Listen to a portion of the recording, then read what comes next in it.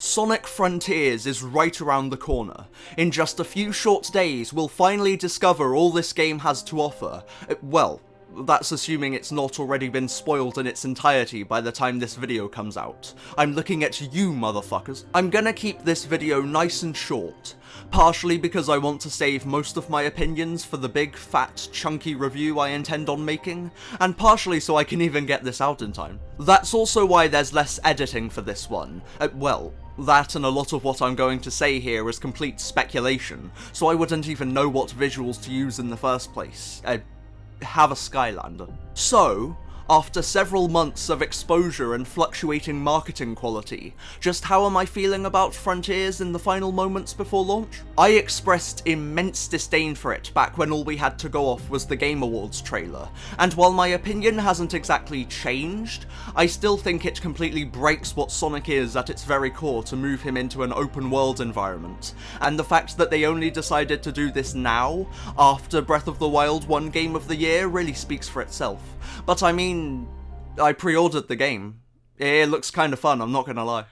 I'm completely split down the middle with Frontiers. I mean, it's gotten a lot of praise from a lot of people, even some very high-ranking individuals. I can't deny there seems to be something here that clicks. What that exactly is, I'm not sure. The flow of exploration, then combat, then puzzle/platforming, then bigger combat, then cyberspace, then rinse and repeat does look pretty fun, but then all of those elements on their own seem kinda dodgy. The puzzles seem designed for embryos, the platforming looks basic if I'm feeling generous. Cyberspace is a whole can of worms I won't even attempt getting into here. The exploration looked particularly dogshit when it was isolated on its own for 7 minutes, and for the life of me I can't seem to figure out why the combat is even here. I mean, padding, obviously, that's the boring answer, but in terms of adding to the wider game flow, I'm stumped. You could argue it's practice for the Guardian and Titan battles, but those don't actually seem to require much combat skill. The Guardian bosses honestly seem more like puzzles with quick, defenseless hitboxes at the end than actual fights. And if that leaked Supersonic boss is anything to go by, the Titans are the most basic 1-2 punch I've ever seen, just repeated 10 trillion times. Granted, you're not meant to focus on one gameplay facet too much, you're meant to be constantly switching between all these different aspects to form one big gameplay loop, so as long as they work well interconnected like that, things should be fine. Sonic allegedly controls much better than he has in ages too, which will make going through all of this a lot more fun. I say allegedly because from all the gameplay I've seen, it just looks like the Force's movement and controls, just in a wider environment, so it's not as noticeable a problem. I could be totally off on that. The fact that it's the exact same model probably isn't helping, and hey, even if the controls do suck, I should be able to change them to my liking. Yep, we've got customizable Sonic controls now. A very double-edged sword, because on the one hand, every single Sonic fan can now theoretically create their ideal control scheme, which is great. But then on the other hand, you're stripping away the learning curve. Remember in previous games where you slowly figured out what Sonic could and couldn't do and then got better as a result? That's no longer a thing now. Don't immediately like what you've got? Just change it, no worries. Fuck a good skill ceiling. That definitely speaks to Frontiers' very haphazard approach to previously core Sonic mechanics, something I'll get into much more in my full review. Consider this a bit of a test run for that point.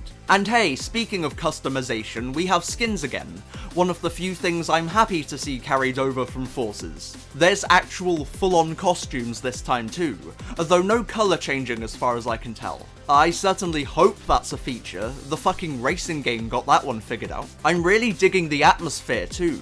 I still don't think this somber, melancholic tone fits Sonic particularly well, but if we have to go this route, I would at least want vast, luscious environments where Sonic mostly keeps his mouth to himself and we can sit back and really soak in the vibe, which thankfully seems to be the direction they took. And it's all tied together by that glorious Starfall Islands theme. Beautiful stuff. I'm not sure if that's the one that'll be playing in-game when you're roaming around, but with how many customization options are in here, I wouldn't be surprised if there's some sort of music selector. And I guess that takes us to the OST, which I might be the most split on. There's some really nice stuff here. Again, I don't come to a Sonic game looking for atmospheric piano, but when it's isolated on its own, I can certainly appreciate what's there. Seems to be a nice variety too. I was a bit worried that all the open world stuff would kinda mesh together, but this particular track that plays in the Japanese exclusive collector's edition video certainly calms that worry, even if it sounds like it belongs in Minecraft.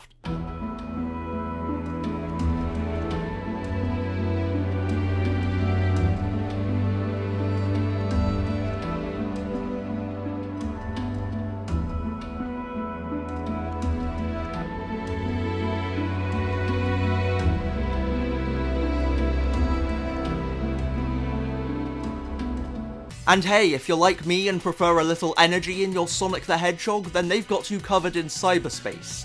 And hopefully boss music too, but we haven't heard any of that yet. There's a nice variety here as well. They just released the DJ mix as I'm writing this, which, shout out to the Japanese music video for being the closest legal thing to a drug trip. Some of them aren't really hitting for me right now, but just as many are. I need to hear the full versions of a lot of these to really know where I stand. That's discounting the Sky Sanctuary theme, however.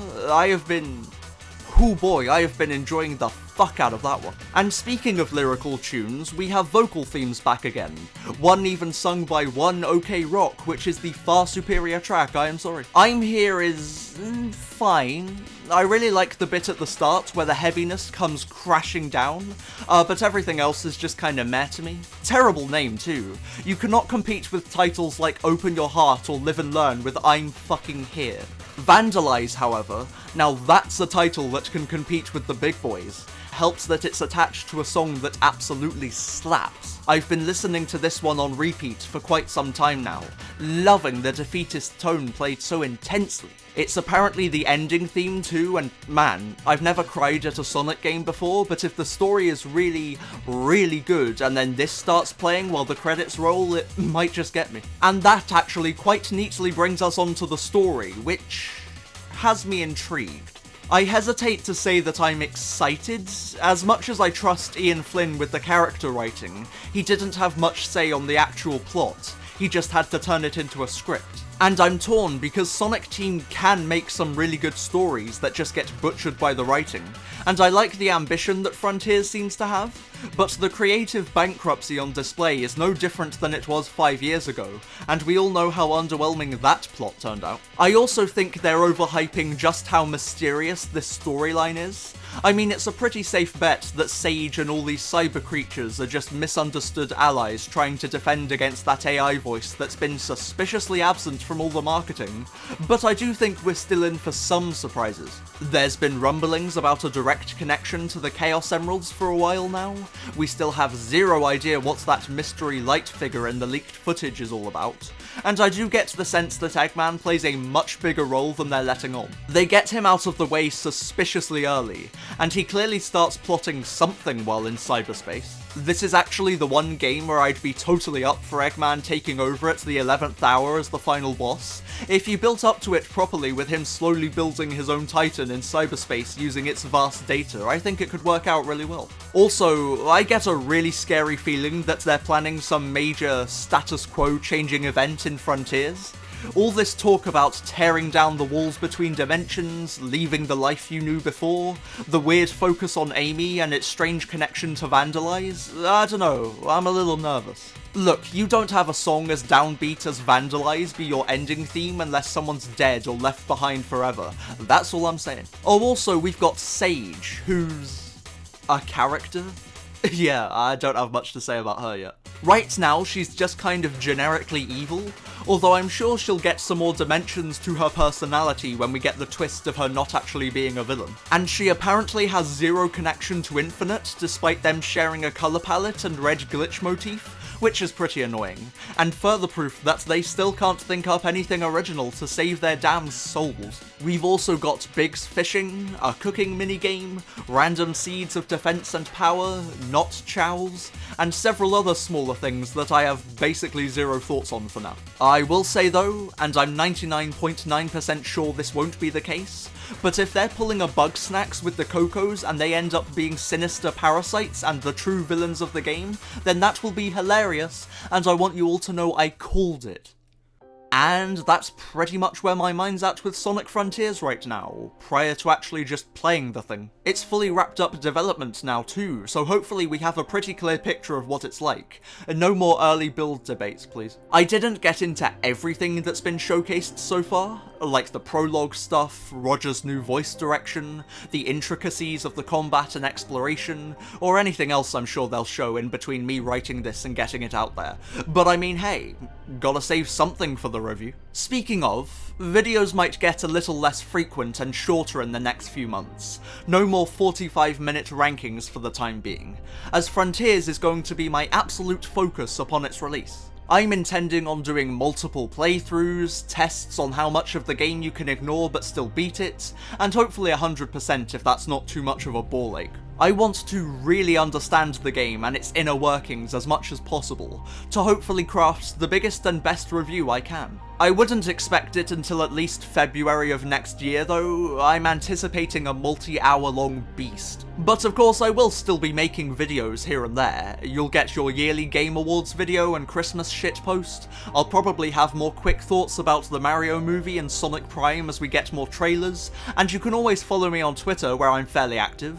I make unfunny jokes and critique minor Sonic details. I'm the real deal. So in conclusion, as we reach the dawn of the final frontier, if I had to sum my feelings up in about 2 words, I'd say I'm reluctantly excited. I still hate the uninspired, bland, trend-chasing direction this game's decided to go. You could have tried getting some creatives on board who actually care about preserving the Sonic experience, but at the same time, I mean, again, it does look fun. If I turn my brain off, look at it in isolation, and pretend I'm playing as any other character, I do think Frontiers will be a good time. Maybe not one of Sonic's best, but certainly a step up from some other entries. Plus, it has been 5 years since Forces. The rush of finally getting a new Sonic game is getting to me a little bit. I was 13 when Forces hit store shelves, and I am now an 18-year-old, fully legal adult. It has been a while. And there's still a good amount we haven't seen yet too, like the other Titans, Tails and Knuckles, really any substantial gameplay of the third island. We still have no idea what the fourth and fifth even look like.